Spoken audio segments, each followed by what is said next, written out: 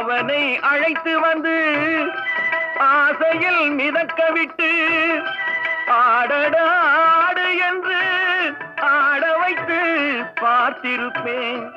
படுவான் துடித்திடுவான் பட்டதே போதும் என்பான்.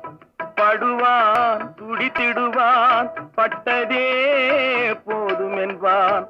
பாவியவன் பெண் குலத்தை படைக்காமல் நிறுத்தி வைப்பான்.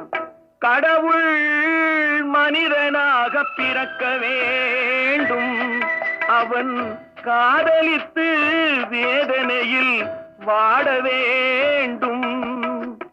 பிரிவென்னும் கடலினிலே மூழ்க வேண்டும். அவன் பெண்ணென்றால் என்னவென்று உணர வேண்டும்.